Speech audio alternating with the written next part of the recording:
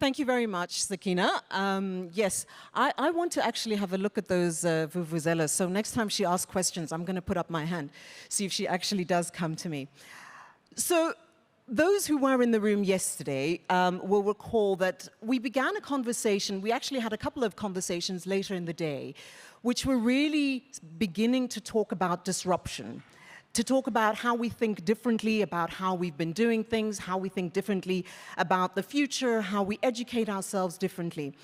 There's an acknowledgement, I suppose you could say, that we're living in a time of flux, in a time when things that we thought were set or worked in a particular way don't necessarily do so any longer. And in the next conversation, we really are going to talk about disruption, and we're going to do it a little bit differently. We are going to have 4 panelists whom I'm going to ask to make a few remarks about their perspective on the topic. And then I'm going to fairly rapidly thereafter open up to the floor so we can have a real engagement about how we navigate these uncertain, choppy, a little bit disconcerting at times waters. So if you will come along with us on this journey, I'm looking forward to the conversation. So let's get things started. Joining me here on this stage, a gentleman, I don't know why we keep introducing him because he almost lives on this stage, but nonetheless, Akim Steiner, the UNDP administrator, if I can ask you to please come and join me. His Excellency, Dr. Bosun Tijani, the Minister of Communications, Innovation and Digital Economy of the Federal Republic of Nigeria. Professor Yuen Ang, Alfred Chandler Chair of Political Economy at Johns Hopkins, I can never say it, Johns Hopkins University. And Dr. Arunabha Ghosh, the CEO of the Council on Energy, Environment and Water, if I can ask you as well to join us here on the stage. Please take your seats.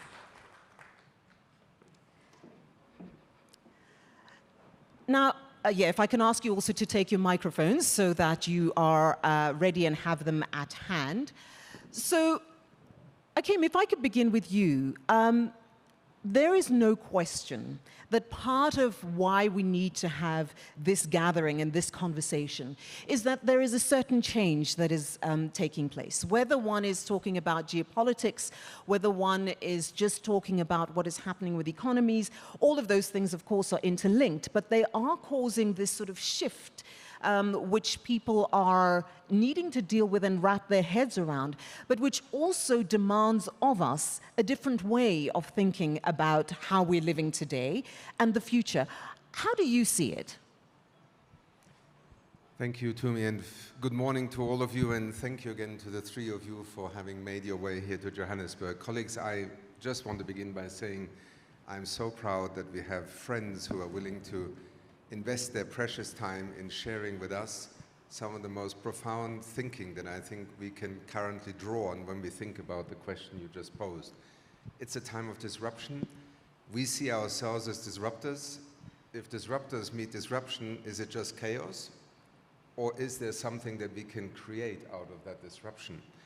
And I literally don't want to stand in the way of these 3 panelists, but one thing that I think is going to be fascinating with Minister Tijani, we have somebody who lives from the beginnings of a startup view on technology's role through the lens of Professor Yuen Ang, the political economy perspective, somebody who will go to Nollywood to study how you actually see institutions, markets, economies evolve around a creative industry, but so much more. I mean, you have just done so much work, Union, also on this whole question of what are the conditions that actually enable development to succeed, and challenged many of the assumptions that often become a little bit of a doctrine rather than perhaps an interrogation of development. And colleagues, you are the live pulse of what you will hear from both them and then Arunabha, who is one of the most prolific but also most articulate, not only writers and commentators, but also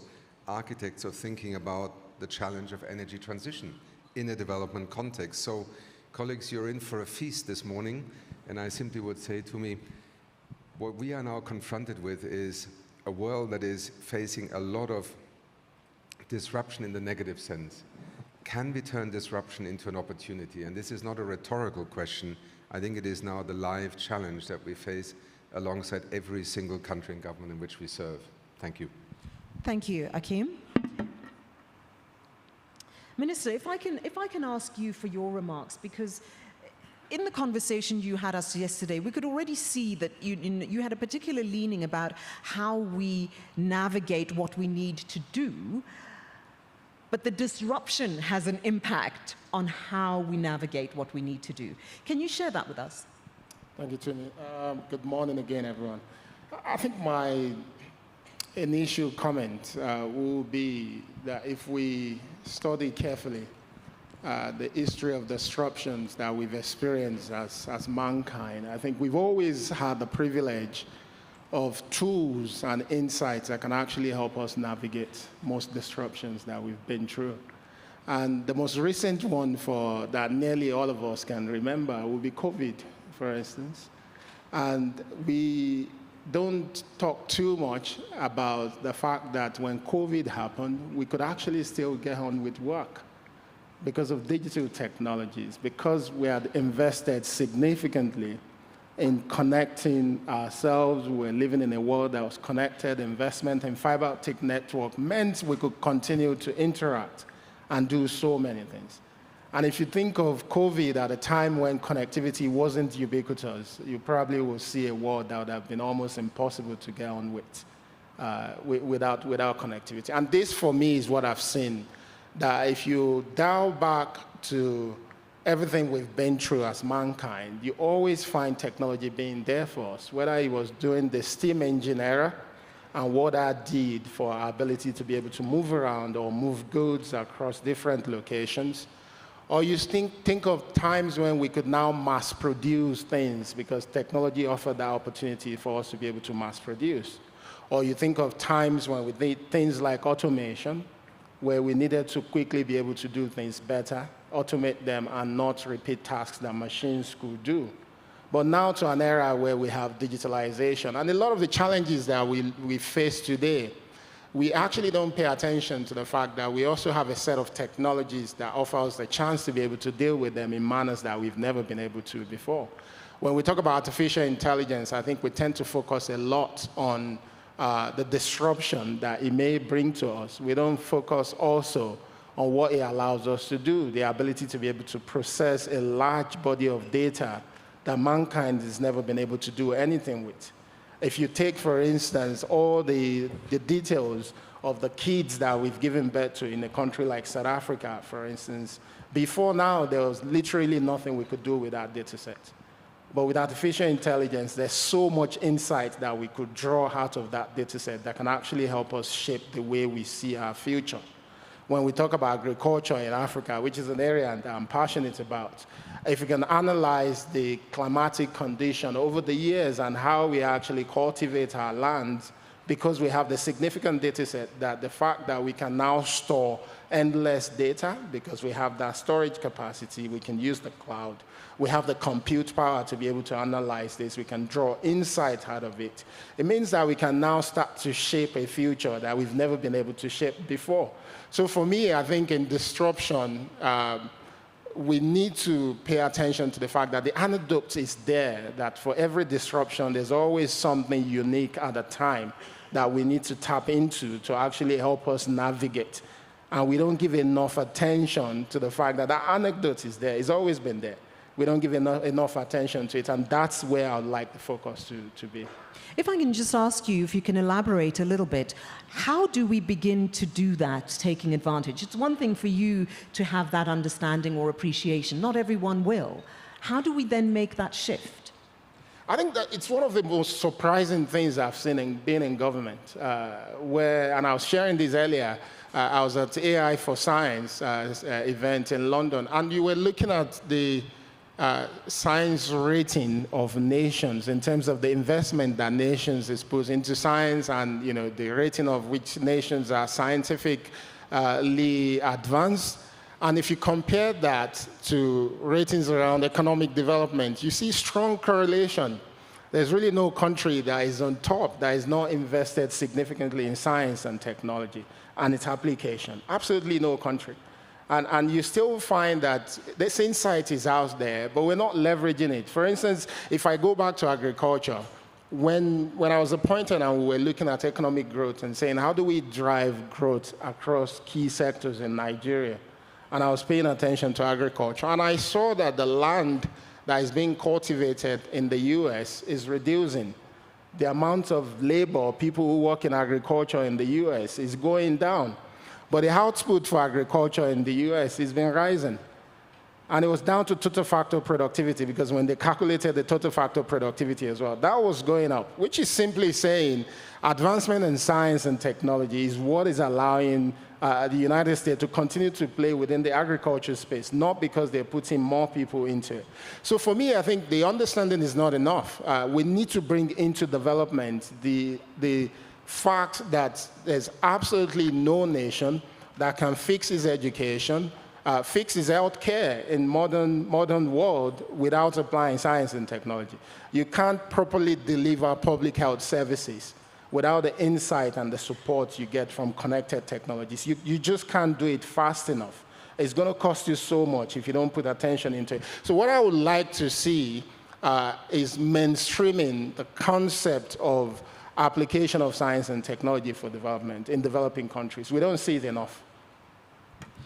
Thank you for that. I'm sure there are a number of questions. Well, I would have a number of questions, and I'm sure there will be a number from the floor as well, Mr. Minister. Thank you very much.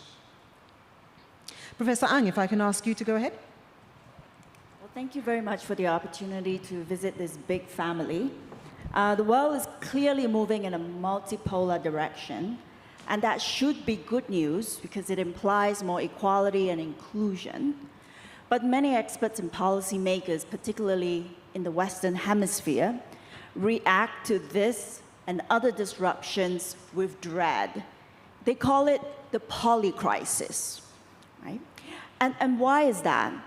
Because while our reality is fast changing, the development paradigm, meaning the mental operating system that we still use, remains stuck in the last century, at the time when global institutions and norms were formed. And this paradigm has two features that goes hand in hand. The first feature is a mechanical logic, which is an outgrowth of industrialization, meaning we take complex systems, whether it's nature or human societies, and we reduce them to simplistic mechanical models. And that logic pervades all aspects of development policy, indeed all aspects of modern human activities. To give you some examples, the use of lock frames, siloed operations, the fixation with control over adaptation, the inability to distinguish between risk and uncertainty. Risk means known problems that you can control. Uncertainty means possibilities that can be good or bad. Right? So that logic manifests itself in every aspect of our activity. The industrial logic is accompanied by the colonial logic, the belief that Western capitalist democracies represent the end point of human evolution. Right? And it was in the 1990s that was called the end of history, while the rest of the world only needed to, quote unquote, catch up, i.e. assimilate. Now, disruptions trigger a lot of fear because they expose the fallacies of these two logics that I've described. Imposing the mechanical logic on complex systems is distorting, if not destructive. Now, one example is industrial farming. We have leveled ancient forests and turned them into monotonous industrial farms. That, for the short term, vastly increased production, but we now know that it's causing widespread forest death that is making climate change worse. The colonial logic, on the other hand, generates two blind spots. The first blind spot is that it has blinded us from seeing alternative paths of development and governance, because we always had one idealized standard. So if you're not like the US, the UK, or Denmark, something is wrong with you. Right? So we talk a lot about inclusion, but we see differences as defects. Right? The second blind spot is that it has actually blinded the Western establishment itself from seeing long simmering problems with capitalism and democracy in their own societies. So in other words, here's the takeaway. Development today is not just a problem for the poor. It is also a problem for the rich. And I would invite you to think about that for a moment, because we are so deeply ingrained to think about development as a poor country problem. And the realities are really messing with our categories. The global majority, on the other hand, is less and less interested in being part of a global value system where they are judged by their distance from the liberal West, which they see are themselves in trouble. So everything that I've described is dreadful for those who are attached to the old order. But if you're not that attached to the old order, if you have a disruptive spirit, I would say that we are actually living through a polytunity. Right? This is an especially promising moment to question the industrial colonial paradigm of the past and to replace it with something that is fit for a complex, multipolar world.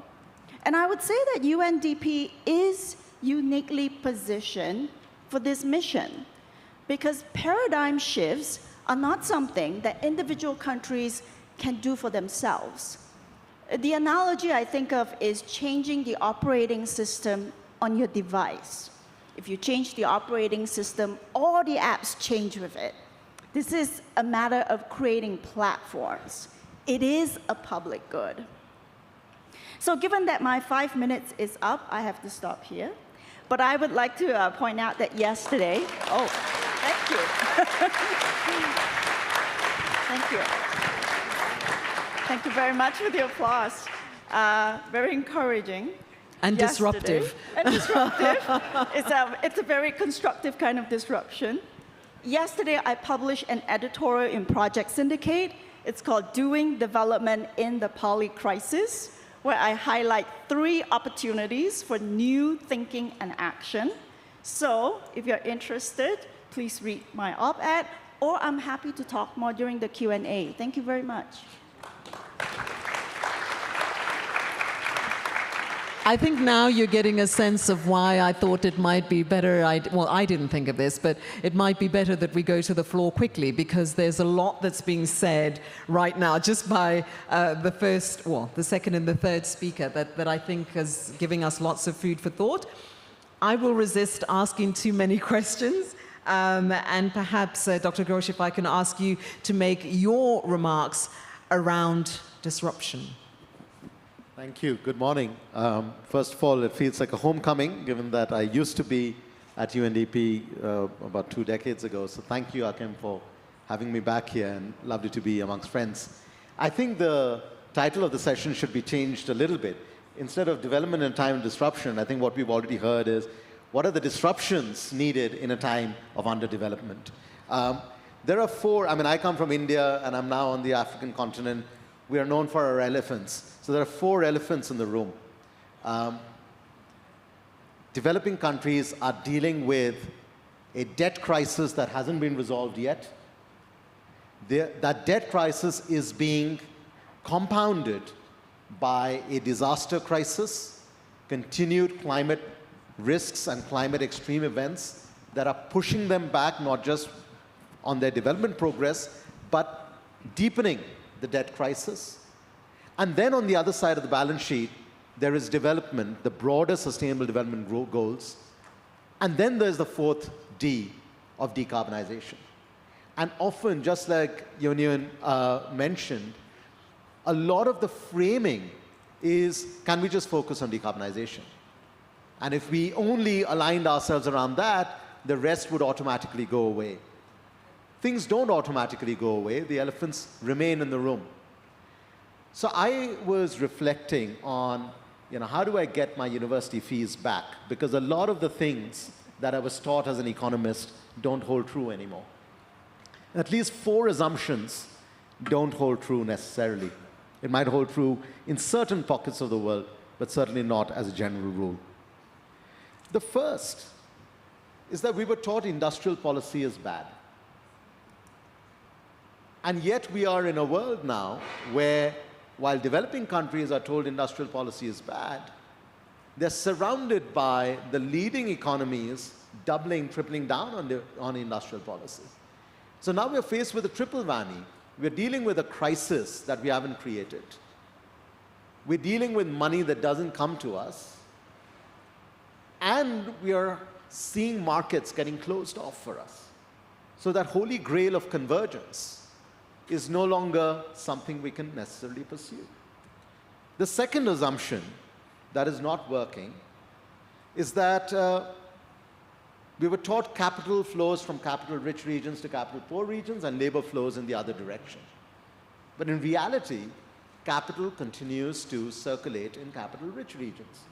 And we simply have to be told that, well, we are risky geographies to invest in, live with it.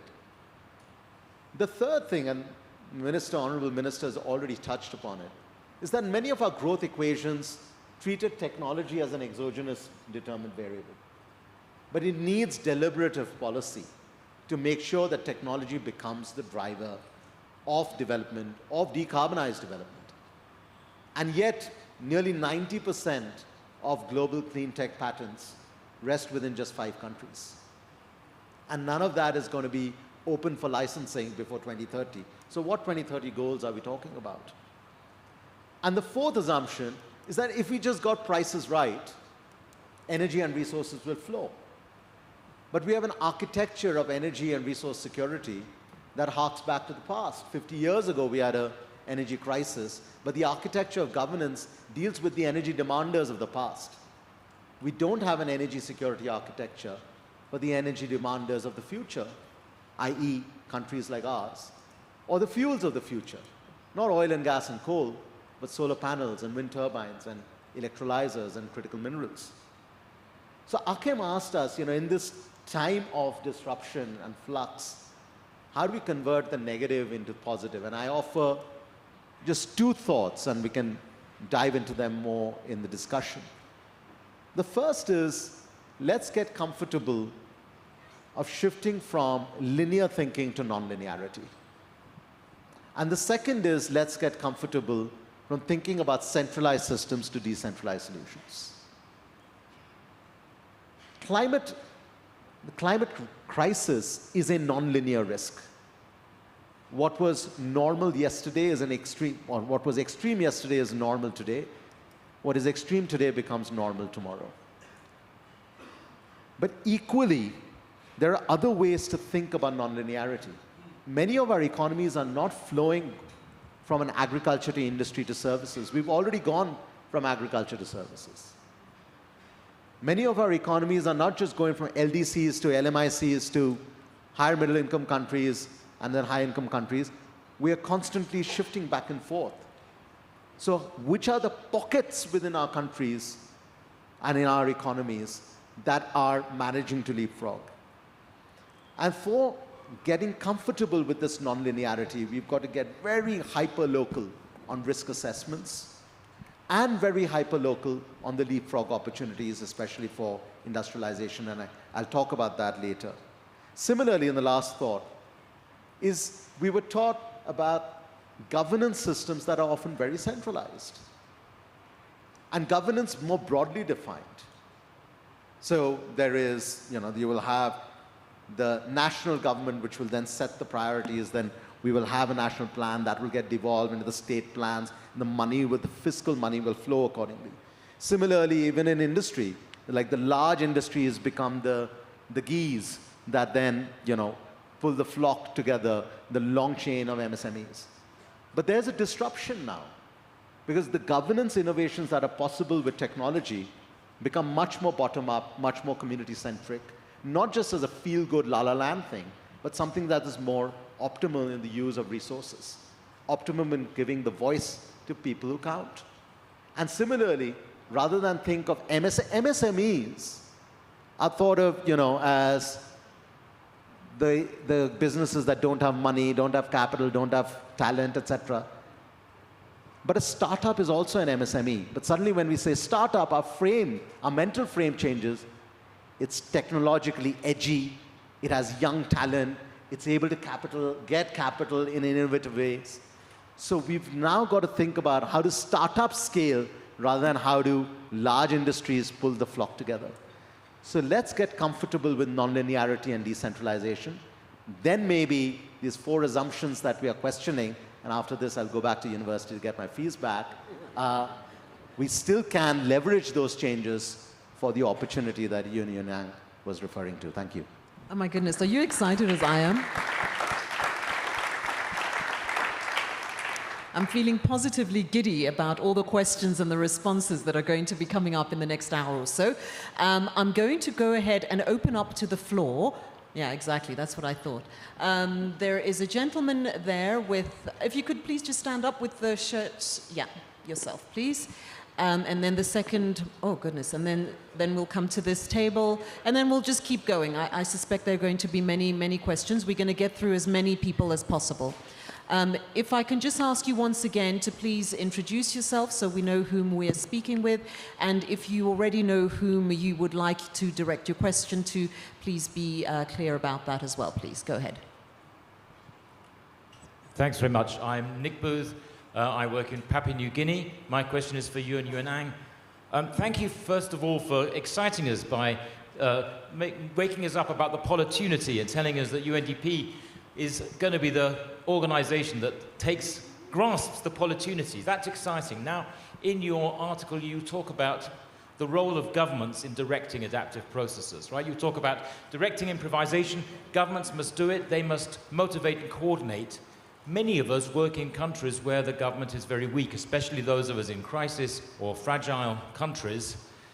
Our governments don't currently seem to have the capacities to direct improvisation. There's plenty of improvisation happening at ground level we can seize on, little coordination, little understanding of adaptive processes. What's the recipe for those of us in those countries for UNDP to help find a way to direct the improvisation without a government that can do it?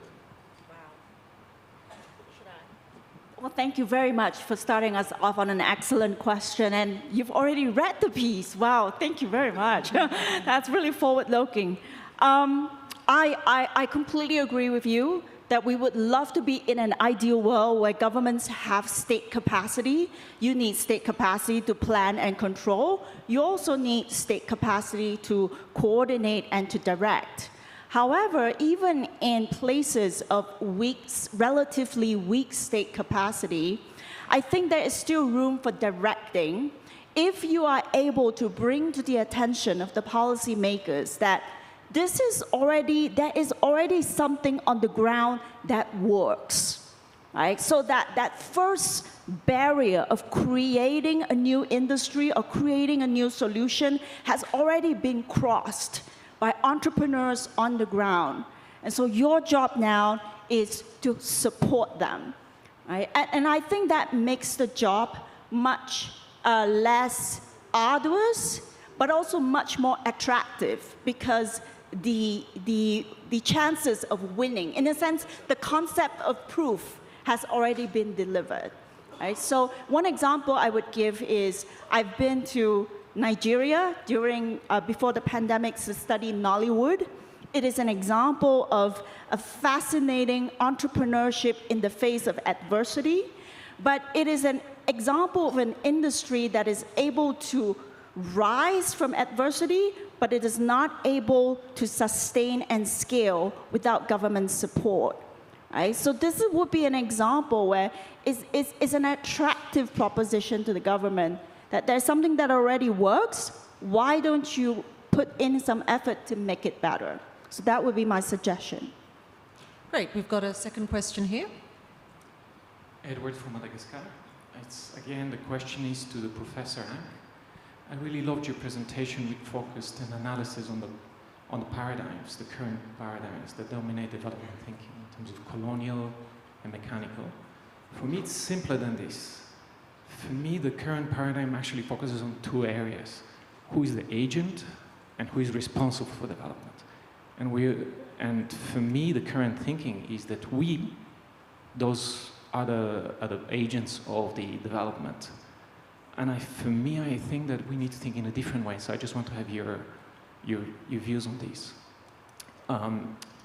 Would you agree that the new paradigm should focus that the agent responsibility lies with the persons with whom we need to accompany on that journey? Thank you. Can we just have your name again, please? Perhaps I missed it if you said Edward it. from Madagascar. Okay, thank you, Edward. Thank you very much, Edward. On the question of agency, I think there is one big theme that we've long neglected in development, which is that we don't study innovation among non-elites. We always study innovations and sources of solution, as you mentioned, as coming from top down, from centralized, powerful organizations. And no doubt, they are a very important source of solutions. But in truth, throughout the developing world, driven by survival, the need for survival, in fact, every day there is so much innovation and improvisation happening on the ground. What if we document this innovation? What if we register it? And then what if we lend a little bit of support to what is already happening? I think that just opens up a really promising and untapped agenda for development. And in particular, if we think about the crisis of the world, the people right at the top, they are most insulated from the crisis, climate change, for instance. So if you expect them to do something fast, it's probably not going to happen. The people who are most invested in coming up with solutions are the ones who cannot run away from crisis, right? So we should be directing a little bit of attention at them and supporting them, because the need to survive will push them to come up with solutions that we cannot think of. Go ahead. And then we'll go to the back of the room. Thank you. Good morning, Biplav Chowdhury from Qatar. A big thank you. This is thoughtful leadership at its very best. Much appreciated. My question is to His Excellency Tijani, if I may. You touched upon a number of very important key development issues. Talked about agriculture, talked about AI, talked about climate change. And my question is, we now have technologies which can, generate AI-powered actionable climate insights. This helps us to get ahead of the climate volatility that we have been seeing since the past several years, decades even. And this can definitely help to maximize productivity. It can ensure supply chain reliability, and it can provide new opportunities across the food and agriculture value chain. So leveraging AI and bringing it together with all these sort of spatial resolution technology is not easy for every country, as you also touched upon. You talked about this correlation between the R&D spend and the economic development. So my question is, how do you see countries overcoming this constraint, if I may put it that way? What is the role of Global South cooperating with each other so that countries can actually maybe have a better way of sharing resources, knowledge, technologies, and dealing with their own food security issues? Thank you very much. Thank you so much. I wish I have the answer to that question, because that's actually where I was hoping we'd get to.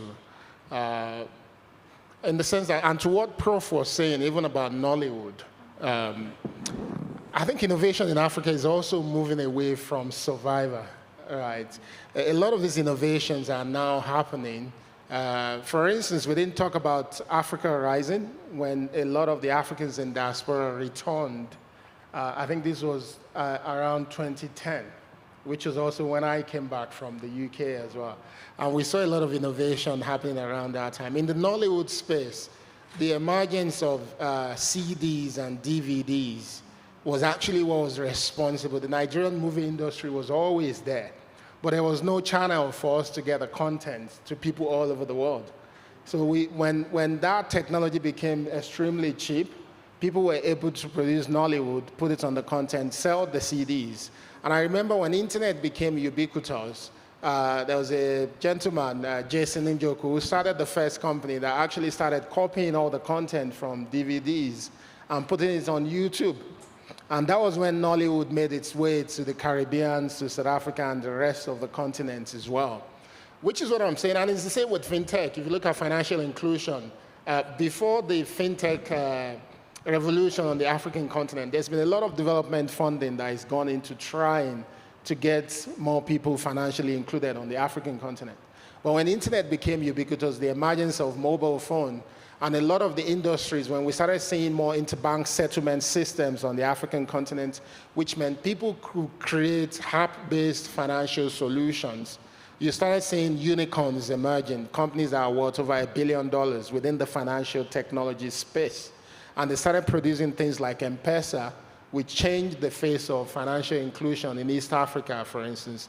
This is the evolution of technology. What we've not done is that if we articulate a lot of the things you've mentioned, we will see evidence that development anywhere, including Africa, is neatly tied to technology. But we've not invested in growing what the traditional economics would call the national innovation systems on the African continent. This is not something we've looked at more robustly, where we say the enabling environment to drive more innovation, to drive more application of technology, how do we put them in place?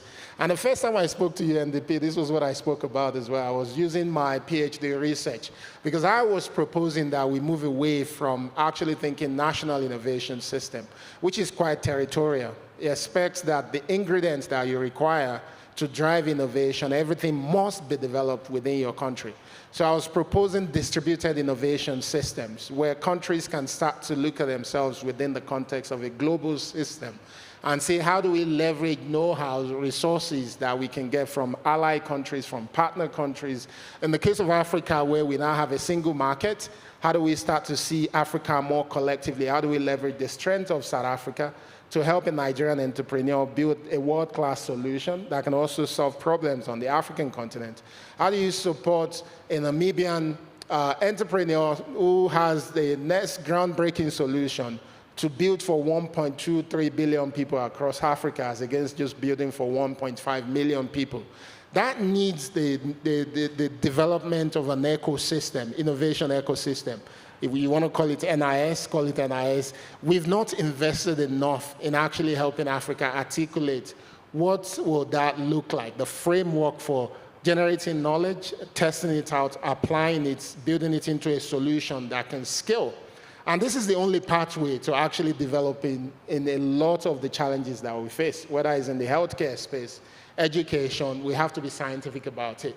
We need that system to come to play. So again, I think for me, it's going to be a challenge to UNDP, because whenever I think of UNDP, I see this entity as the right organization to actually help Africa build our foundation that will allow innovation to happen more systematically, but also allow it to then help solve significant problems in our society as well.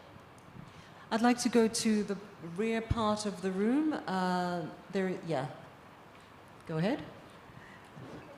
Hello. I'm Dima from the United Nations Office for South-South Cooperation.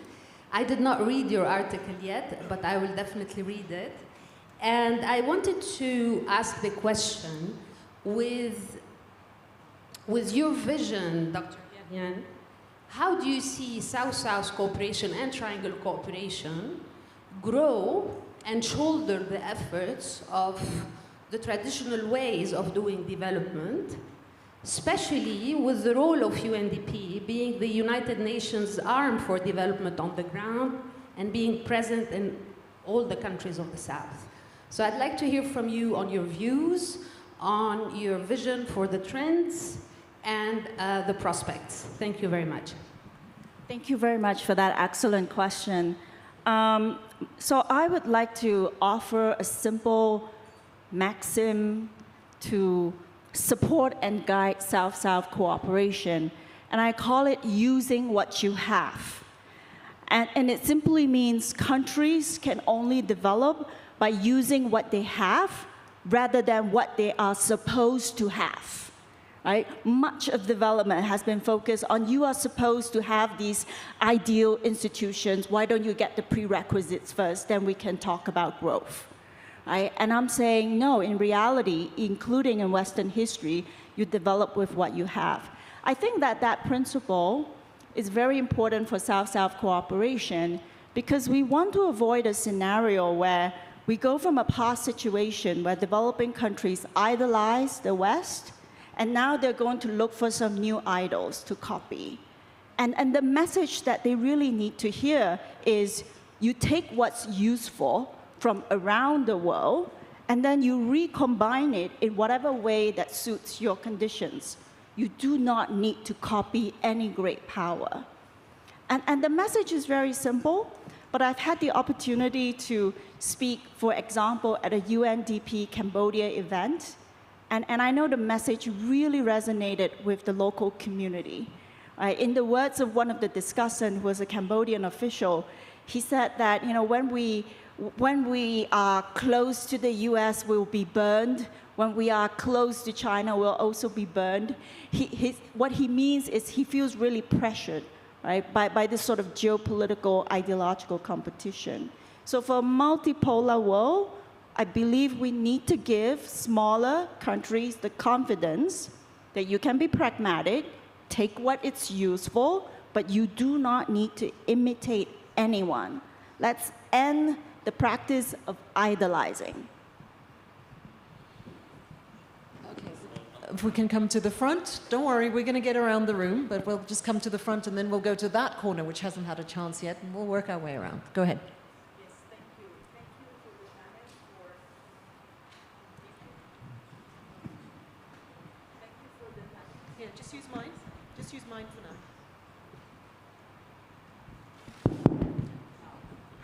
Thank you for the panel. Very interesting insights. I'm Alice Archakir from Cambodia.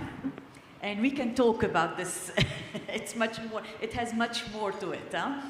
I was listening to you, and it's really, you know, very interesting insight that made me think. But allow me to triple disruption, no? The first thing is that we all agree that the role of the governments is super important, right? But also, you know, we know that there is a crisis of ethical leadership. And there is, you know, elite captures in our context.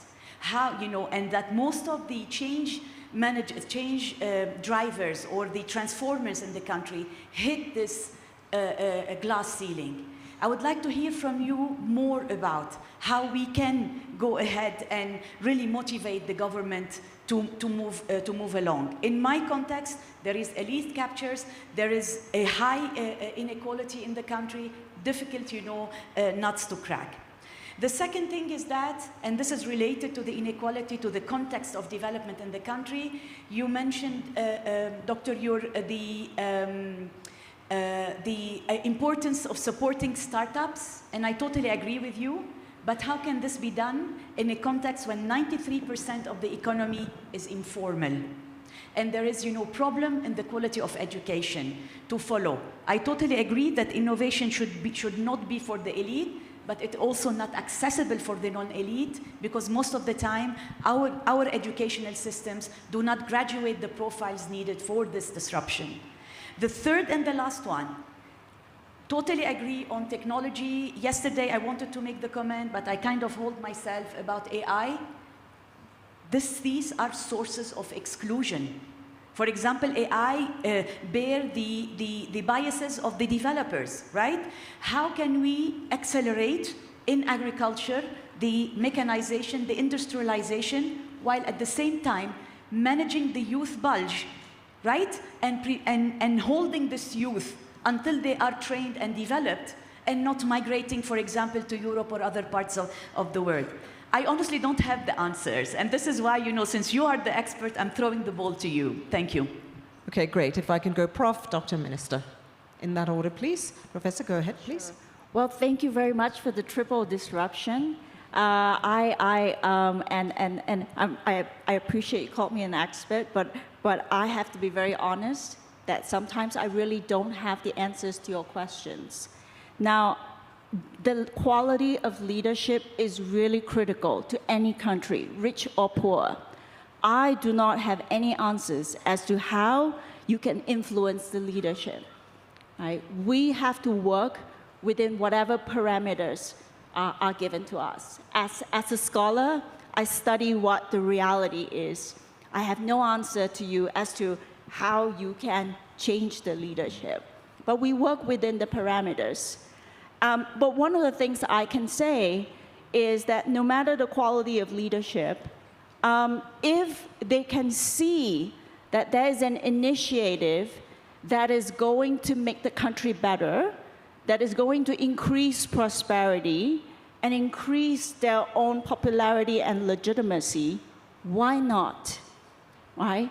So, you know, a case can be made, but I don't have specific answers as to how you could go about solving all of these problems. I recognize that in a country like Cambodia, which I visited, there are all kinds of problems, including informality. And I'm not saying that I have a miracle cure.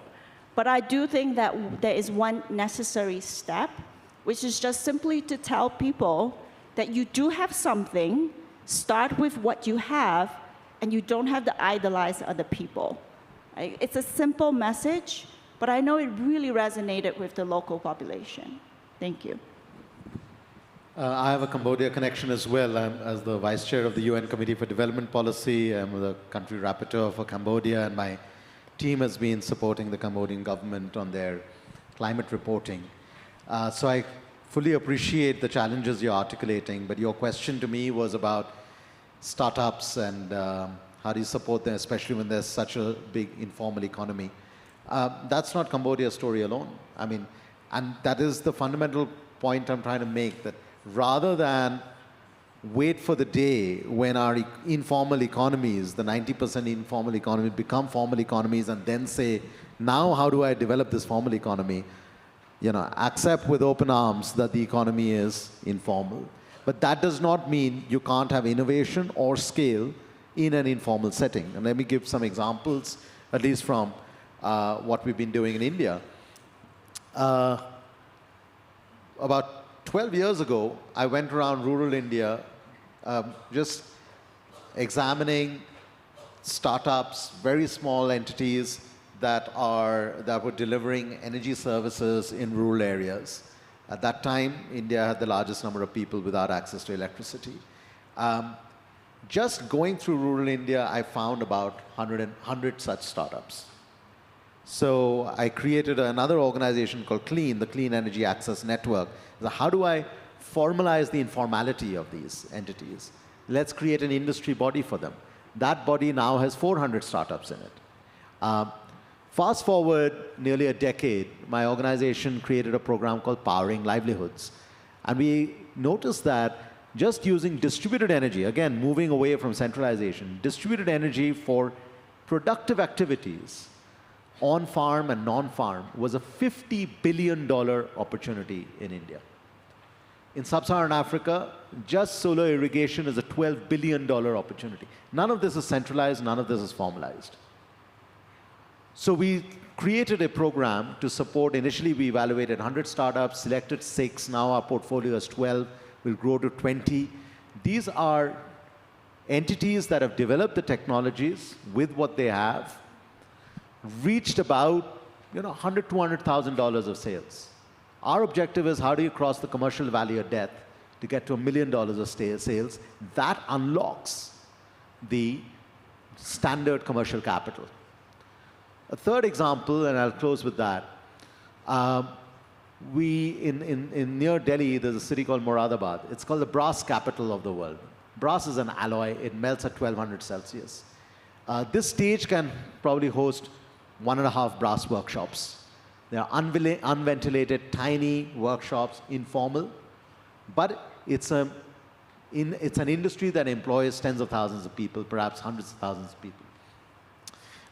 You melt brass at 1200 Celsius with very dirty fuel. And we said, what do we have? We had cooking cylinders, cooking gas cylinders. And my team and the cluster invented a furnace that for the first time in India managed to melt brass at 1200 Celsius without any coal, 55% reduction in GHG emissions, 98% reduction in particulate matter emissions. But because we aggregated that informal setting, now the largest non-banking financial institution in the country that lends to small businesses is willing to give a loan to the cluster as a whole rather than individual businesses that don't have a balance sheet.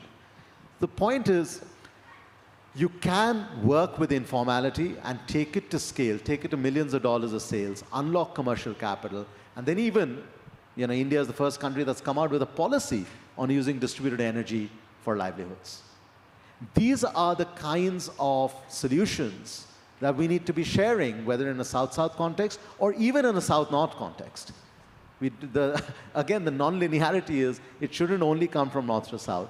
And there are real hard examples that have achieved scale, not just feel-good, fluffy examples that you can take to other parts of the world. Yeah, I think the question is valid in terms of literacy and ability of people to actually benefit from the opportunities that we're seeing with technologies. And the first thing first is we understand that if we don't find ways to include people, the gap is going to continue to widen. We don't have a choice between saying people within informal sector, people are not literate enough, and as such, we're not going to make technologies that will support them. We have a peculiar problem in Nigeria where the government has decided to support vulnerable people with cash transfer. And because many people will fall into the category that you've described, that I don't have a bank account, I'm not digitally literate, the government has had to battle between paying through the bank or through to their mobile and paying cash. And when you pay cash, you know what you're creating. You're creating a giant monster that literally will destroy the system that you're trying to build.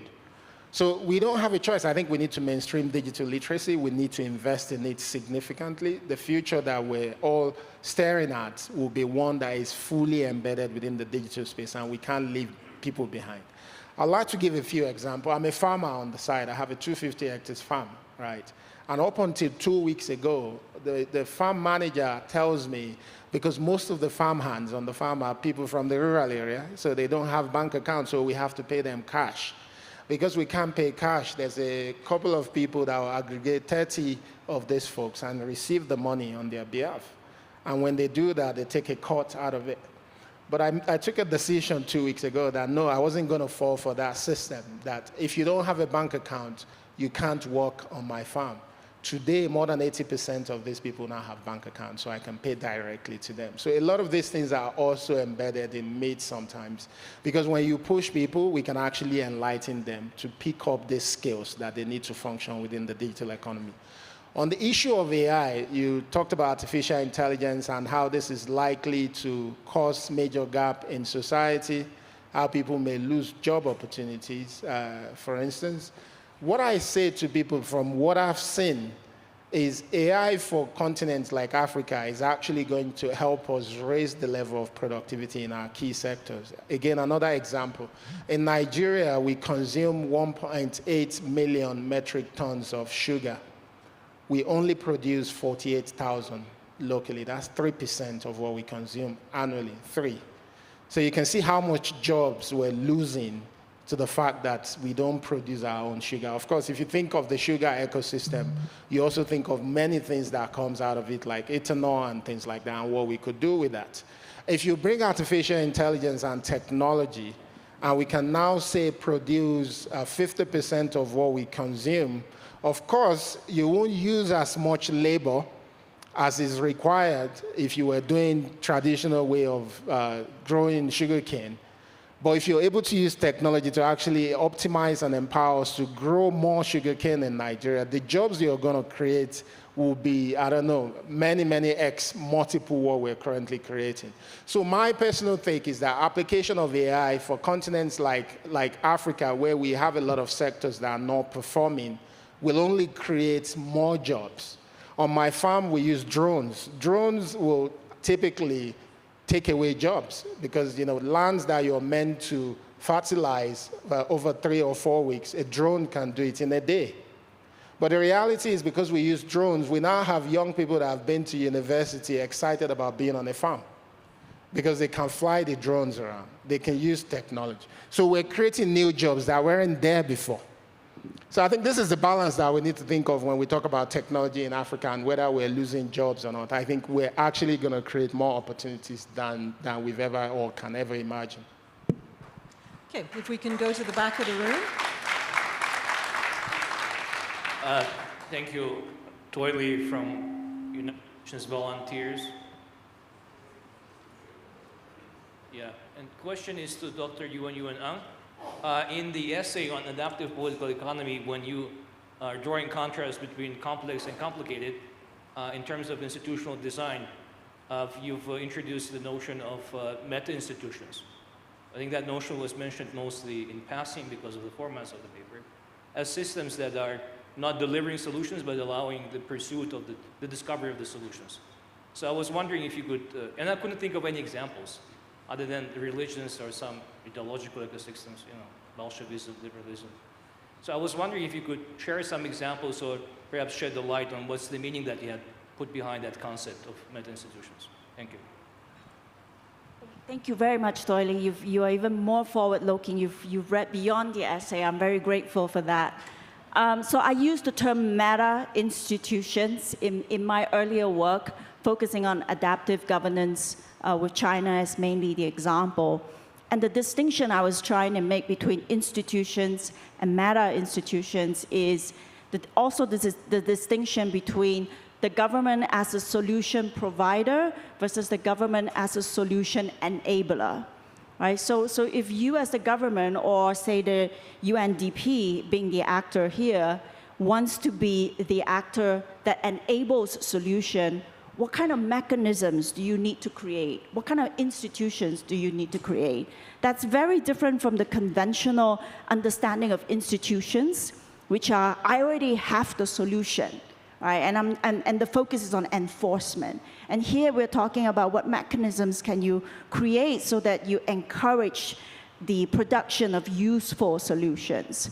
There are many examples from the Chinese reform experience, and I'll give just one of them. One example is China has a lot of policy experiments. We're quite famous for that. And one of the meta institutions that goes along with policy experiments is that when the central government gives commands, it deliberately uses a mixture of ambiguity and clarity. This is very different from the Western experience because we always feel like in a legalistic setting, you have to be absolutely clear and detailed about every command that you give. But strangely, in the Chinese context, there's always this changing mixture of ambiguity. What that ambiguity actually does is that it provides that flexibility for experimentation and tailoring when it is needed. So it's one example of meta institution, but it's not limited to China. Other examples you can find include the United States. As you've pointed out, only recently is the US openly talking about industrial policy, but in fact, the US government has been a key actor behind innovation promotion in the US. The system they use is called coordinated decentralization. Right? And it's something of a kept secret because that system was inconsistent with neoliberalism. But it was not a central planning system. It was also not laissez-faire. It was very much about the federal government coordinating a network of innovators, universities, companies, and informally helping them to enforce or respect mutual intellectual property rights without using the law. So in fact, around the world, there are many examples of meta institutions, of governments enabling solutions rather than dictating a solution. But it's just that we never had an agenda for this kind of reality. It all goes under the radar. So for an age of disruption, this is one of the agendas that we need to put on the center of the table, because we will need a lot of meta institutions in an age of disruption. Okay, Sakina, if we can perhaps, this gentleman, I know almost from the beginning you've been waving your hand, so please go ahead. Yeah, thank you very much. My name is Ayo from Zimbabwe. Thanks a lot. The panelists have really taken us through a lot of pragmatic issues on how to really manage disruption. But essentially, I would direct my questions to Dr. Tijani and Dr. Ghosh. The first thing is the issue of mainstreaming STI, science, technology, and innovation in development process. If you look at it, it varies from country to country.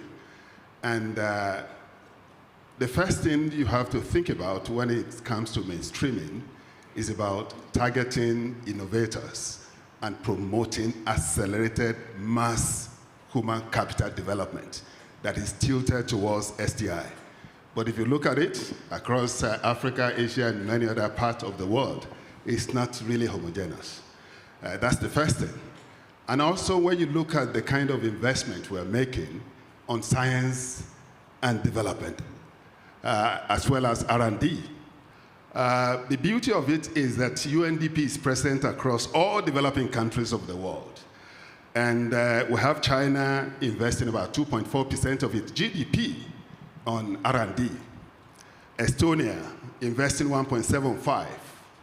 And also you have India, 1.5%. And Egypt, about 1.1%.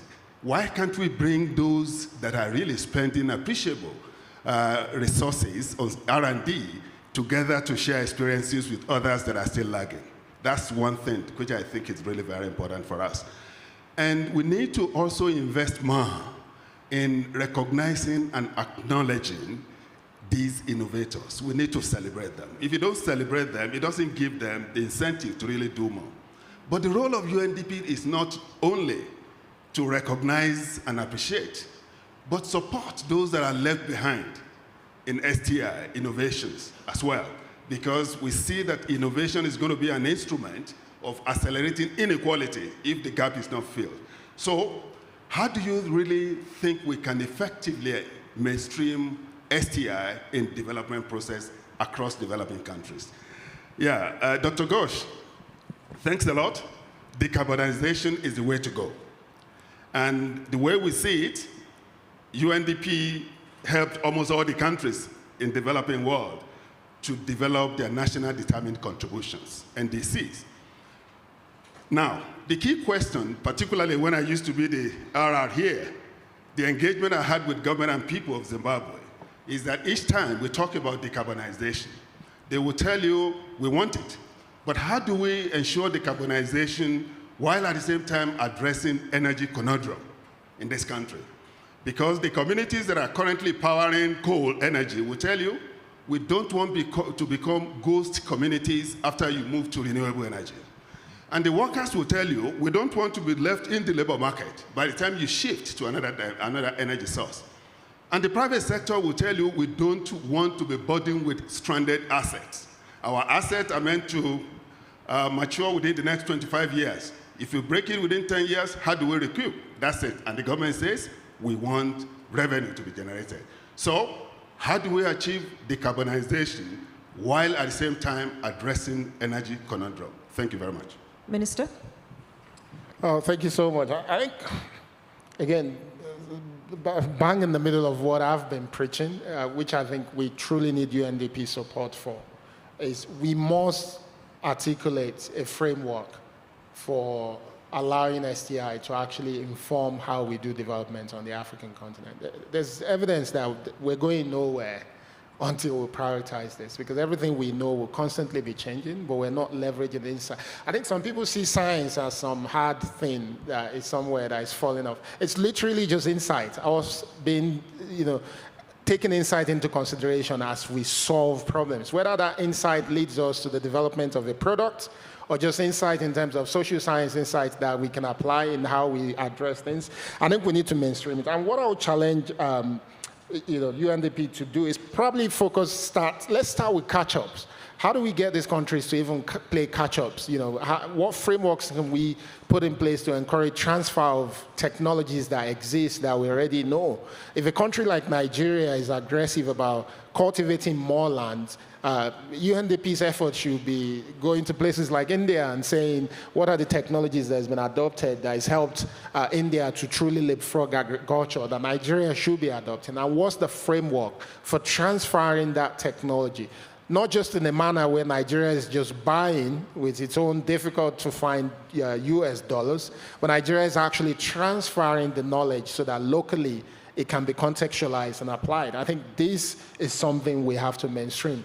The other thing which I've not seen enough of, and I've been in the startup ecosystem, is that traditionally the innovators that you find at the front of technology revolutions, they're typically people who are crazy and they believe in the idea that their technology can change society. Most of the time they actually lack the insights on how these technologies should be built, how they should be applied at scale, and how they can actually lead to inclusive development. I think UNDP holds a lot of insight on so many of the challenges that we face in Africa, that you can actually have platforms, and I know that in Nigeria, the center that has been built, and I know Madame was quite instrumental to that, the innovation centers being built across Africa. There's an element of that work that the RR is trying to get a lot of the people within the UNDP offices in Nigeria to actually meet regularly with innovators so that they can bring their understanding of developmental issues to the table, while these innovators can bring their science, their technology to bear, and hopefully they can create solutions that can actually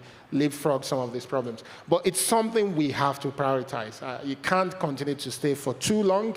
African governments don't have the capacity. When we're envisioning what we do as well, we must also think of building the capacity of government to be able to come up with the right STI policies, but not just policies on paper, things that can actually be implemented in reality. Yeah, the question you've posed is a fundamental one before us. And the problem we face is that we've, again, accepted a world of binaries. There's dirty fuel and there's clean fuel. Actually, there are many shades of black and brown, and there are many shades of green. But at the same time, I think there is a underappreciation of the leapfrog opportunity that exists. So let me just illustrate. I mean, just like Honorable Minister, I went back to India after spending the first half of my career outside India. And I went back in 2010. That was the same year when our national solar mission began. At that time, India had less than 20 megawatts of solar. The top 10 countries in the world with solar at the time were not sunny countries at all. Belgium had more solar deployment than India did. It's not very sunny in Belgium. The problem was that the solution that developing countries were being offered was, if we could only invest what are called feed-in tariffs, that would subsidize the clean energy, and then countries would push back and say, I don't have the money for that. Actually, it wasn't just a developing country problem. Even in Southern Europe, advanced economies, but relatively poorer than, say, Northern Europe, eventually they ran out of cash. So what India did was a policy innovation and an institutional innovation. We did reverse auctions to introduce market competition, and we brought in an institution called the Solar Energy Corporation of India, which would sign a power purchase agreement with the project developer and a separate power sales agreement with the utility. Otherwise, the project developer was always worried if the utility would give them money. From 20 megawatts of solar, we now have 90,000 megawatts of solar, 205,000 megawatts of non-fossil electricity capacity. Now, simultaneously, there was also push for electrification. So again, my organization did the world's largest survey on energy access. And we looked at not villages, we went down to households, not just whether there's a wire, but how many hours of supply, what's the voltage at which the current is coming in, how many days of blackouts, etc. That level of granular information, again, helps government to deploy limited public finance where it's really needed. So you know not just this district, but this village, this hamlet, this household, the wire exists, but the transformer is burnt out. The transformer exists, but the pole isn't there. then you know exactly in an incisive way what is it that you have to deliver. So within a period of 18 months, 130 million people got access to electricity, even as the clean energy story was going on. So what I'm trying to say is, for developing countries, it's not one energy transition, there are multiple energy transitions, from no energy to energy, from rural energy to urban energy, from dirty energy to cleaner energy, right? And our deeper integration into global energy markets. And once we internalize that this is not a world of binaries, I think both the policy innovations, the market innovations, the institutional innovations, all begin to, emerge. We're really happy to talk more about this in the clinic tomorrow afternoon. Okay, if I can just remind everybody, if we can really keep our questions or remarks as brief as possible, so we can get as many interventions as possible. If I can come to you first. Oh, okay, sorry. Let me go to you first, and then we'll come here. Sorry about that. Please go ahead. Hi, Enrico from Maldives, and question probably to Honorable Minister, as in Maldives I do meet quite regularly Minister of Technology there, and while secretly I do hope for him to give me eye break, we're trying to find out how to accelerate, disrupt, and leapfrog into the future, which is for some of the vintage colleagues here, as we were reminded yesterday, with a bit of salt and pepper coming up on our mind. It's something that semantically is it puzzles me a bit. This leapfrog concept, the fact of accelerating, assumes a path of development which is in fact very mimic of other ones we have seen around the world. And it's true that the development partners are changing their paradigm, because right now they're investing more for returns, and that's how all the money goes probably to the banks and not to the development partners like us. So my question, Minister, is as we are trying to go with the leapfrog, as we are trying to accelerate, as we are following this path and trying to make it as more local as possible, how do we take care of those that in that leapfrog are actually remain on the floor without catching the opportunities there? Because at the end of the day, what development, or why we enter on in development, is exactly not to have a bot asking us questions and analyzing our answer, which was maybe just a family picture between friends, but it's because we want to have a conversation with somebody, and that is one-on-one. Thank you. Thank you. I actually think this question is what Africa can teach the world, and probably the overused example will be M-Pesa. That's the overused example. Technology is not always something that is extremely complex and hard. It's not always so. Of course, you have sophisticated technologies, but you also have simple ones as well. And either of the two, it comes back to the design of it. If you look at the story of M-Pesa, M-Pesa is successful not because of the engine that is driving it, but the approach that was taken in the design. And the development committee was part of that. DFID played a major role in that entire process. And you can see the results today. Africa is probably one of the few places in the world where mobile money is used in reality. If you go to Europe, I think Barclays tried starting something similar in the UK, but no one, because it's not part of their reality. I think the way we apply technology is what we need to focus on. When we talk about leapfrog, it's not necessarily saying we're creating utopia or something that is completely out of the reality of the context that we live in. It's just saying we're allowing technology to actually help strengthen context. Many people talk about using artificial intelligence in education. The idea is not that you take the teacher out of the classroom, but AI can actually augment how teacher teaches. If you have ChatGPT on your phone, you can Google, you can search right now, how do I teach osmosis to a 3-year-old? And ChatGPT will tell you, give you ideas that probably the best teacher in your country may never be able to come up with. But you still need the teacher to then dumb that down and use it in the classroom. So for me, I think it comes back to the example I was also giving about what Ara is doing in Nigeria, where she's suggesting that the UNDP staff should interface and interact with the innovation community. And they can bring their ideas and understanding of development to the table and help people build for context. So for me, I think it's in the design, and that's why development organizations like UNDP, you do have a role to play within the innovation ecosystem. We don't want people building solutions that may actually continue to create gaps, and then blame technology for it. That's just in the way you've designed the technology, not necessarily the technology in itself. Please go ahead. Thank you very much. This is Blerta from Lebanon. So I very much appreciate your conversation here, and it's very inspiring.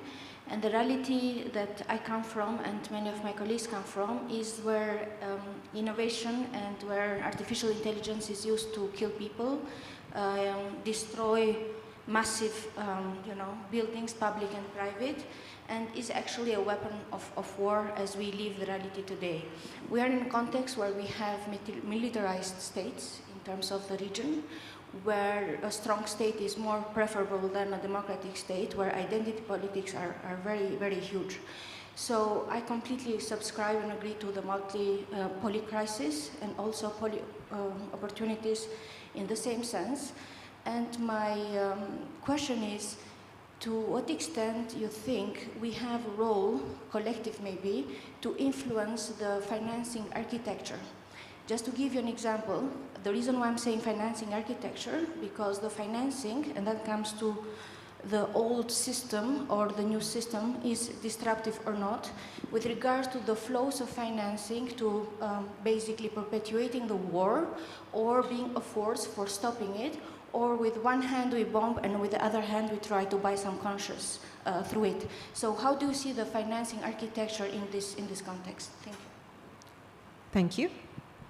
I think I'm going to ask, actually, I'd like to actually hear perspectives from all of you, because I think you're going to have slightly different takes on it. Dr. Ghosh, if I can begin with you. The debate around the international financial architecture, notwithstanding the specific regional context you've given, is actually one of the debates we should be having this week. It's the unreformed international financial architecture, which either then promotes perversities of certain kinds, or does not allow for capital to flow, as I said, from capital rich to capital poor regions. I was saying this offline. In a few weeks, or maybe in a few days, South Africa will take over the G20 presidency. And it'll be the fourth in a line of 4 emerging markets that have held the G20 presidency. And during the Indian G20 presidency, the African Union has also become a member. Now, each of these presidencies has tried to do something with the international financial architecture. The Indonesian presidency created a blended finance platform, during which time also the Nick Stern Verasongwe report came out about how much climate finance is needed. The Indian G20 presidency talked about the bigger, bolder, better agenda for the World Bank with the Larry Summers Enki Singh committee report. The Brazilians have taken it forward. I think we've got 12 months left for South Africa to really drive this through on behalf of the entire developing world. Because unless we leverage the balance sheets of the international financial institutions, the older ones and the emerging newer ones, including in Asia, to de-risk programs and geographies, not individual projects, we will simply run out of time to deliver capital to the communities and the regions that need it the most. Leverage, de-risking, region-wide de-risking, this has to be the formula. Otherwise, we'll constantly play this back and forth, this ping-pong of we need more money, we don't have money to give. As Yun Yang said, we've got to play with what we've got. So if we've got $100 billion, how do we leverage it to $1 trillion rather than hope for the $1 trillion to show up? Go ahead, Professor. Thank you very much for the question. I don't have the expertise to comment on financial architecture, but I'll maybe just point to one piece of related work that I'm doing. I'm creating an unbundled corruption index as an alternative to conventional single-dimension measures of corruption. In this unbundled corruption index, I'm trying to capture both poor country as well as rich country corruption. And one critical aspect of rich country corruption has to do with finance. So that's one of the elements that we are trying to fold into the measure of corruption so that we have a better understanding of the relationship between financialization, which is a distinctive feature of advanced economies, and inequality and abuses of power. But it doesn't directly answer your question, so I apologize for that. Now, I think I'll touch on two things. One on the potential misuse of technologies like AI and the role of guardrails that leaders put in place. I think like every technology, if you take motor vehicles, for instance, it can kill. I think because we're so used to all the guardrails around it, we don't actually see it as that dangerous anymore. For instance, why should you drive at 30 miles per whatever? That's a guardrail, because perhaps if someone gets hit at that pace, they're not going to die. And that was put in place. It was normalized. It was socialized. It became the norm all over the world.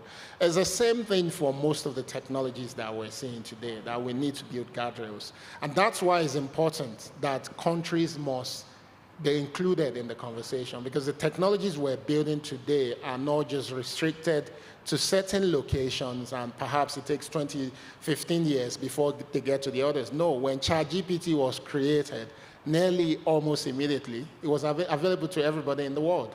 So which means the dangers of using it will be available to everyone in the world. So whether we're developed or developing countries, I think there's a need for us to include nations in the creation of the guardrails. Again, like Professor, I may not be able to comment deeply on the finance side of development, but the comment I'll give as well is that we need to start to think beyond just financing development from solving immediate challenges. Because the answers to a lot of the problems we're trying to solve, I always talk about this thing that I spoke about yesterday, wicked problems. The answers to them are constantly evolving. If you're going to fix poverty, you need to be projecting into 5, 10 years' time. The ways in which we're going to create the jobs that will actually stop these things will not come from just feeding people today. It'll be about being able to invest long term. And I think this is where most developing countries the luxury that we don't have is we always have to focus on the immediate. When we don't have the resources to invest in things that in 5, 10 years' time will actually lift us out of where we currently are. And that's the only way you can disrupt a group like this. Otherwise, this group will get bigger in 5, 10 years' time. It will just keep getting big because development issues will continue to be there. Okay, we have 10 minutes, so I'm going to try to get through as many as possible. Can I beg you to please get to the point as quickly as possible? We appreciate the thanks and the gratitude. If we can just get to the question, please. Thank you. Sakina, please go ahead. Good morning, Amanda from Mauritius. My question is to Akim and to Professor Ang. And I'm very interested in the point of disruption and disruption in a time of development or disruptive development. The question is that if our approach to development has to change, what does it imply for our vocabulary about development in terms of UNDP? And in that vocabulary, Akim in particular, we have understood that there is a way in which we speak and articulate development that allows us to raise the resources to do the work we do. So what do you see as the implications for how we are describing what we are doing, how we are achieving what we are doing, and where we look for the money for what we're doing? Because I liked very much the point you were making about, the discomfort in articulating development for different regions of the world. Thank you.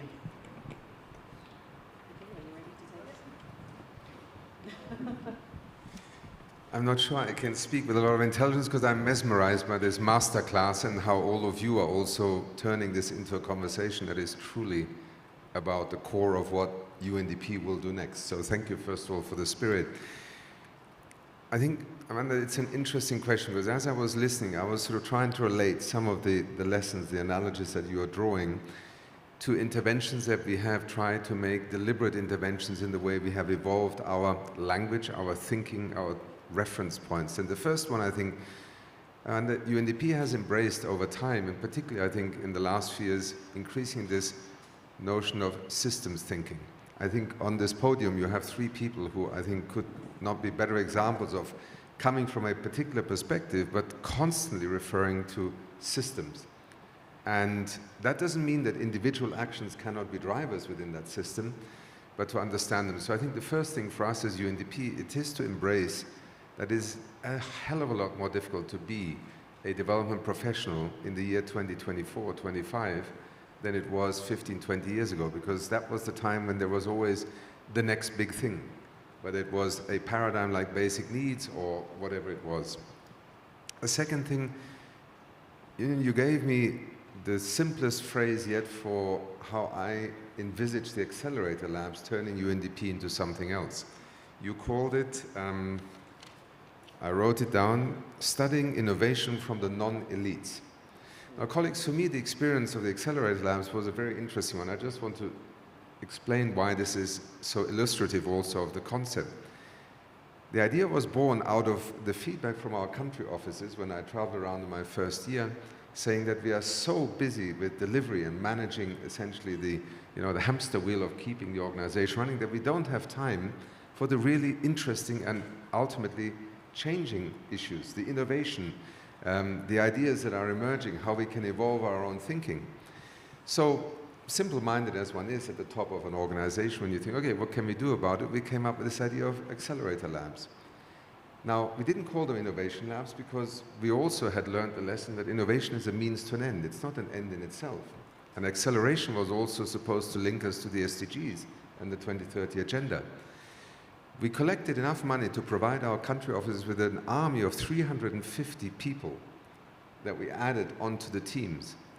Now, I want all of you to reflect for a moment about the stories you have heard, because some of you have embraced it precisely for that, giving you the eyes and ears and the interface with precisely the innovators that we had no time to meet before. Others thought that this is some sort of creation from headquarters, so we'll take the three, but we'll try and make them work for the things we need to get done. Very different approaches. Do you know that our accelerator labs collectively have unearthed over 6,500 grassroots, bottom-up, non-elite driven innovations? They are documented, and I wonder how many of us have read and consumed the analysis that came out of that. And I think herein lies a lesson, colleagues. We have assets. Do we always deploy them in the most strategic way? And I think that the language is just a means by which to give expression to this. We need to learn as a development institution that our almost 40, 50-year-old fixation on government and central government is a one-dimensional view of development. What you heard this morning, time and again, is that, yes, government matters, policy matters, but sometimes the impulse for development, the disruption, the driver, the one that creates the crack, is actually an entrepreneur. And Arunava, you will probably agree with this. India's relationship with renewable energy was for probably decades constrained by an ideology of the central state about what it saw in this renewable energy model. Partly because the elites were also captured to a centralized investment and control of the economy model. And along comes renewable energy, and some farmer basically breaks out of the obligation to listen to government and the obligation to buy power from an energy corporation. So we need to learn that sometimes development, and I think this is where Union Ang's point was very simple, but that's such a maxim, you called it, right? Start with what you have. We spend so much time telling countries what they don't have. Colleagues, they know this better. I shared it with you yesterday.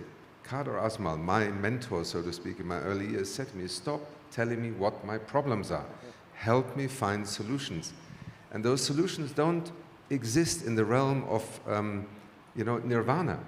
And I think what was so interesting this morning, example after example we heard about, is actually the success story of starting with the imperfect in order to enable transitions, pivots, and so on to happen. That is the story of development. And colleagues, I can't take more time right now, but maybe at the end, if I still get a chance, I want to give you a few examples, because for every brilliant innovation, I can give you 5 countries: industrialized, poor country, large economy, small economy.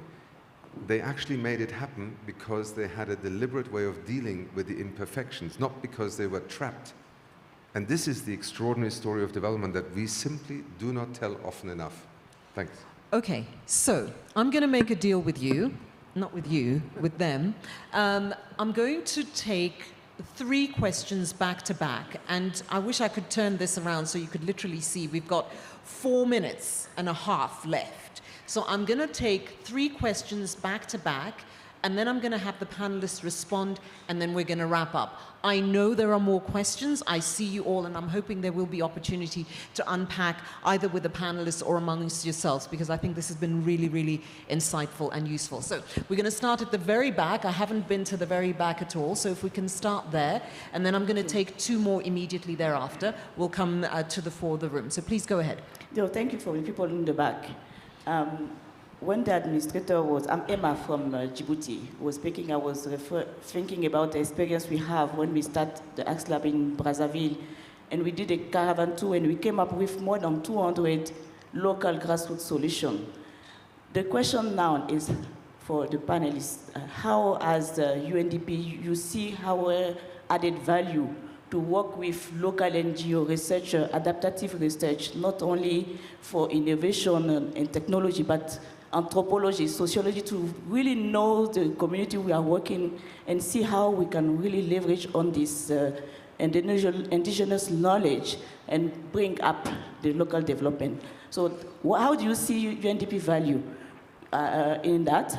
Where are the tools we can use as a country office level, and where we can all build on the area-based development we wanted to do, because at the end of the day, we wanted to support the people in the field. Okay, great. Thank you.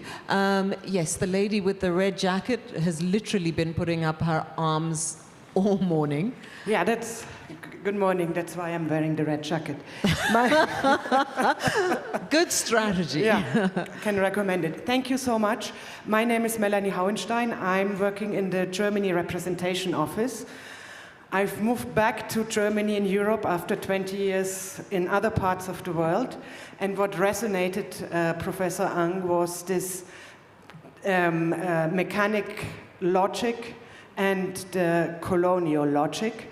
And I think the log frame is where both of them clash, where we are financed a lot in this still colonial logics through these log frames, but where I've also seen that Europe is struggling, and Europe is struggling in itself, but also with the colonial paradigm in how it is engaging in development cooperation. So and I think, Dr. Ghosh, you have said it, how you can, and all of you actually, how we need to all learn from each other, including Western systems. So my question to all three of you is actually, what would you recommend the Western system to change, to engage differently in international cooperation to overcome these challenges? I'm going to ask that it not be to all three. I'm going to pick one person purely because we don't have the time. And then we're going to come forward, this lady right in the front, if you can just give her the microphone. That is the last question. I'm really sorry. But hopefully you'll have opportunity later. Please go ahead. Thank you very much, Beate from UNDP in China. First, quick question on the back of Melanie's, that dichotomy between risk and adaptability and the risk averseness of our funders who follow log frames. I think that's one of the reasons why, for example, it's very hard for us to take the innovation that is coming out of the accelerator labs to scale. So question to you, what's the partner ecosystem that we should look at, and where do you see opportunities of partner constituencies breaking sort of that logic from your experience? And then the other question is on... only one question. I'm really sorry. But that one is very important. May I? Well, you should have had that one first. I'm really sorry. I'm really, really sorry. We're literally out of time. We have to let everybody answer and still have closing remarks. I'm really, really sorry, but thank you. Okay. Dr. Ghosh, I think there was one question which I think you could be well placed to answer, and I think Prof yourself as well. So if I can ask you perhaps to take the first question, and then Prof, if you could take the second one, and then I think between you, you can look at how we address the third question. And unfortunately, it wasn't her most important one, but we'll give her opportunity later. Please go ahead. Sure. The lady at the back, this issue of, there's so many local innovations, how does this scale up, what kind of support do we give? Let me, and Akim, to the question you posed us offline, I would propose a portfolio approach. Let's also recognize that you have donors who then expect results, etc. I run a non-profit, but I always tell my colleagues, I say, we are not for profit, but also not for loss. So don't give me solutions, policy or technological or market, into which you will not invest your own savings. That is the maxim, that I cannot come on the stage or talk to a government policymaker with a solution that I wouldn't put my own money behind. The portfolio approach I'm suggesting is, and I followed this when I co-chaired India's Science, Technology, Innovation Policy for Climate and Energy. We looked at what are called transition technologies. Let's call them not technologies, but innovations. Those are which are already ready, but need local adaptability. And that's where those local solutions, et cetera, come in. In a bell curve, I think you will have the bulk of your portfolio sort of sitting there. And then we had a second category called foundational technologies. Let's call them foundational innovations, governance innovations or technological innovations. Those are that will have maximum impact over most sectors. So not an individual sectoral thing, but like, you know, AI or whatever. How does that impact multiple sectors? The third was breakthrough, where you take the highest risk. And that's where we brought in a mission innovation approach, right? Hydrogen, carbon removal, et cetera. The over-the-horizon stuff, the 10-year horizon stuff, right? And now you spread your portfolio for your grants or your equity, right? And say, okay, 60% in the middle, maybe 15% or 25% on the foundational, and then 15% for the really risky stuff. And be ready to fail, but across the portfolio, you will still have successes that will satisfy your log frame donors. Professor, go ahead.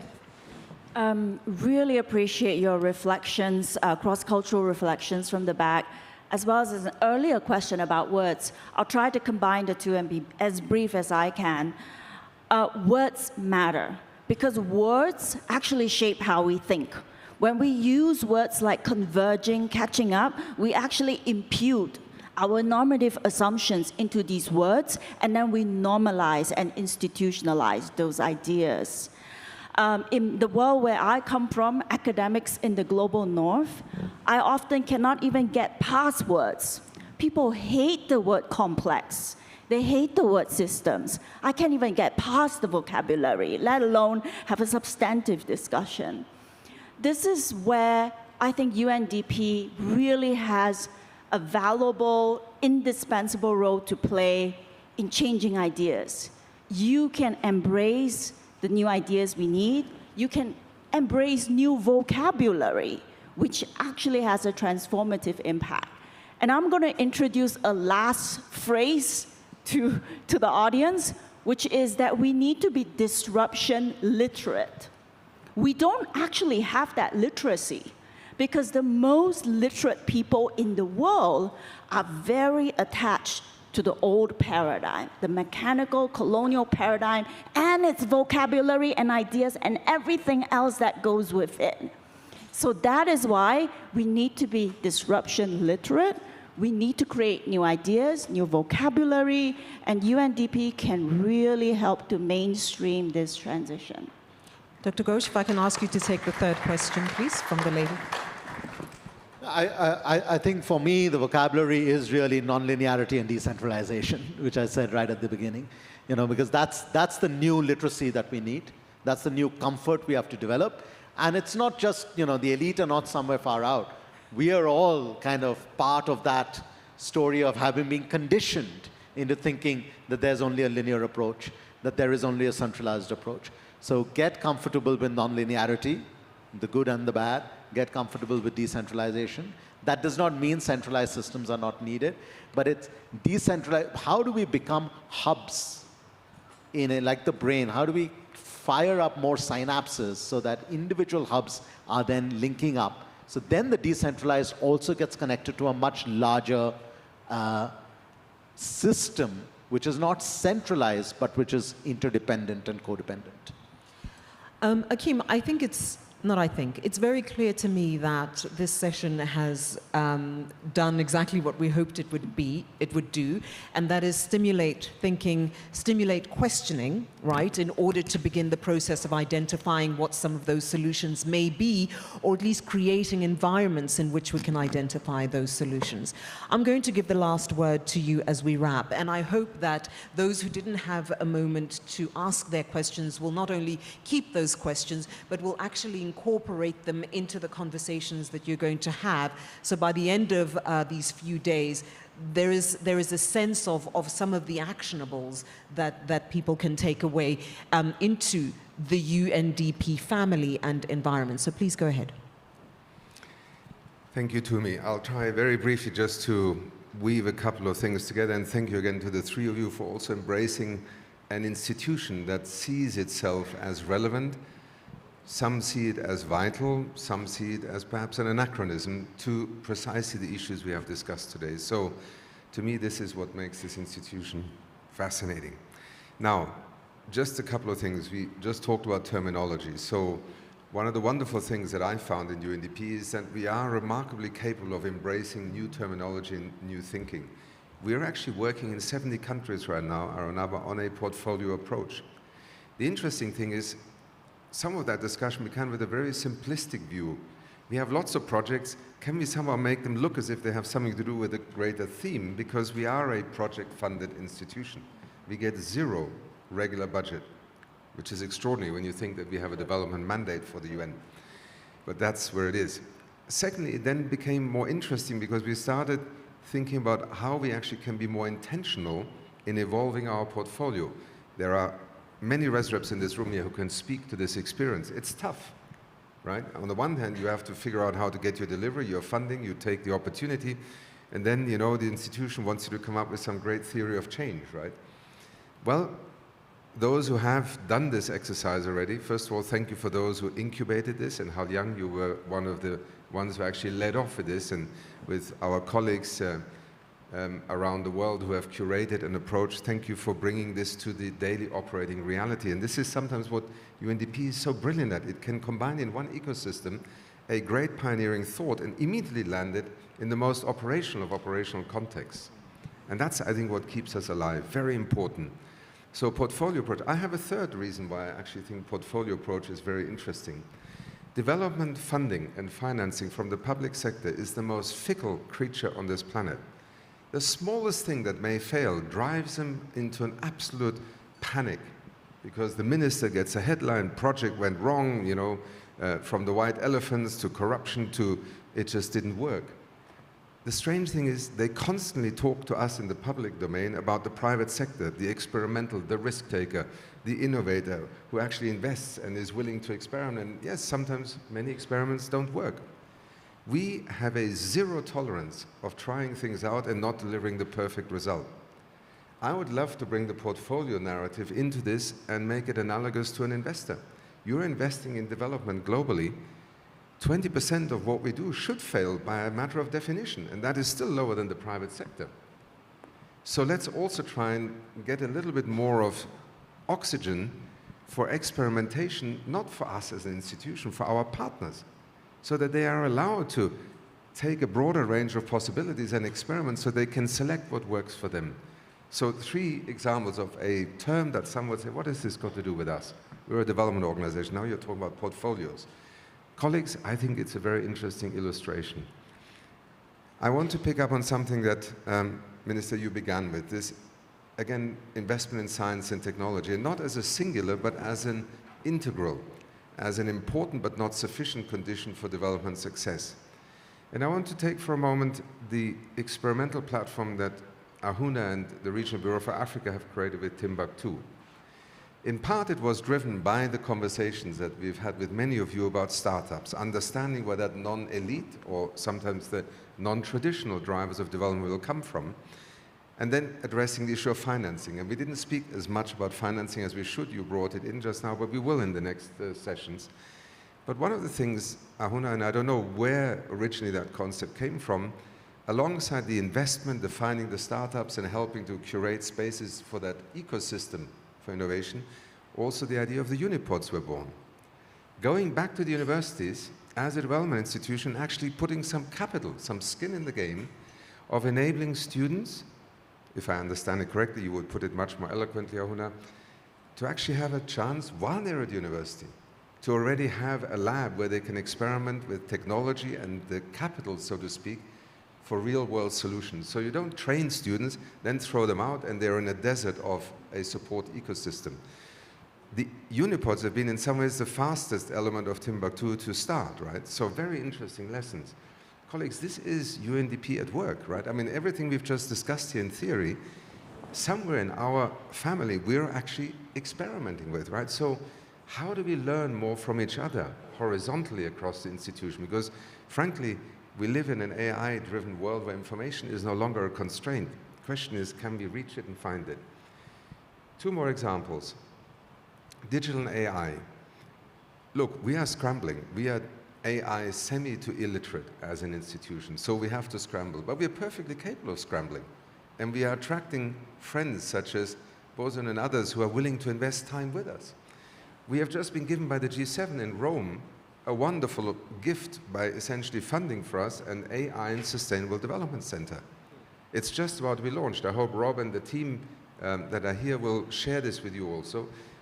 You know, some people might say, why Rome? Why a G7 center? Well, because that was an opportunity, because there are people who understand how important UNDP can become to this global conversation that innovation does not only go from north to south, but actually from south to north, but that we need to shape a global ecosystem for AI.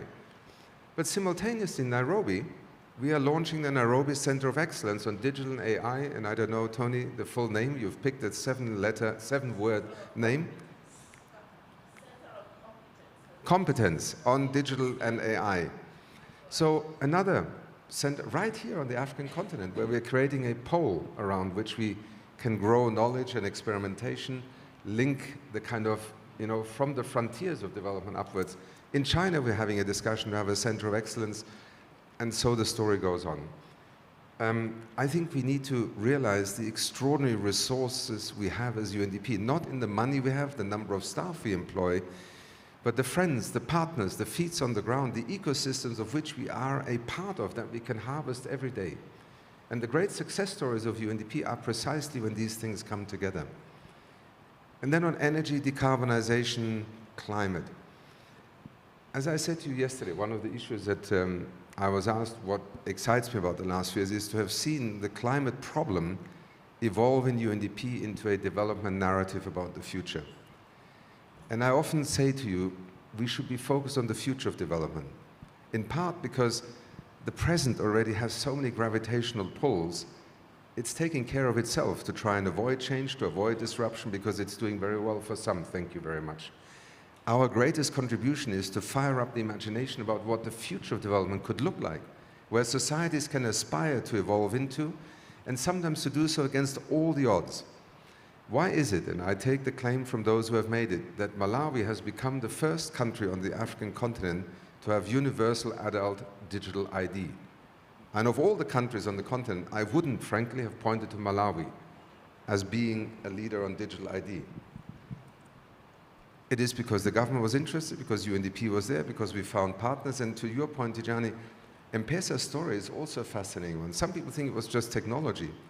In part, perhaps the most vital moment in decision-making was a central bank governor, who many of you may know because he is a great friend of development finance, inclusive finance, Professor Njuguna, who at the time, being the central bank governor in Kenya, changed the regulation that would allow a startup from the digital telephony world to become a depositor overnight of literally hundreds of millions of shillings. Without that decision, M-Pesa would never have succeeded beyond the technological possibility. So to those of you who think governance is important, absolutely.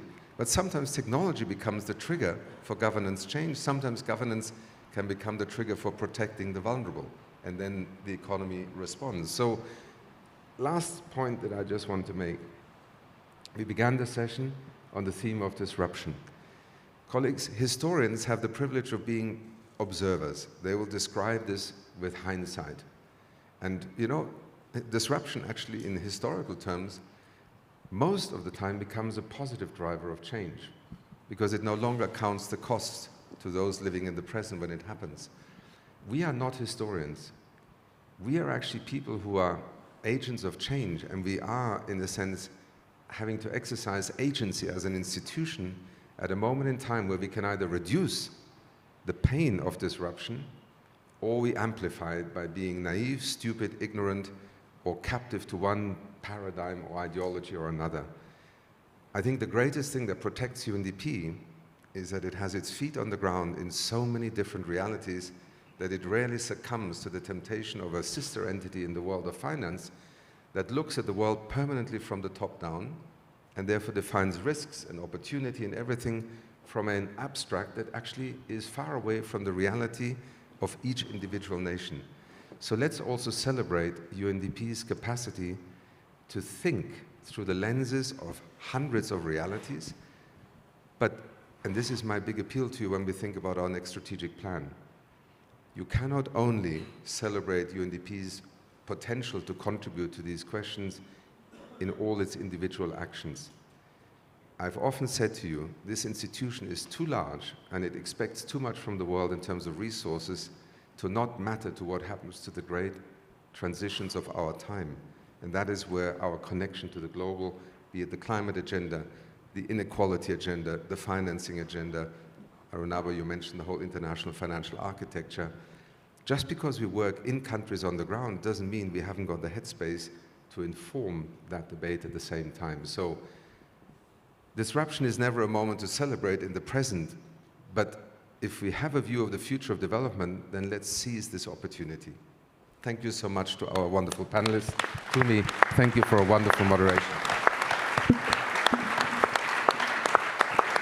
Thank you. Thank you for that, for wrapping up. And I think I'm not going to wax lyrical about anything except to say that for me, the notion of getting comfortable with disruption and being uncomfortable is really the key that's going to drive us all forward. So to all of you, I wish you tremendous comfort in your discomfort. It's been a pleasure and happy deliberating. Well, thanks to Tumi and the panel for those considerable insights. It is now time for tea. Can we all please be back at 11:20? So just over 15 minutes for you to get that tea, and we'll be back here.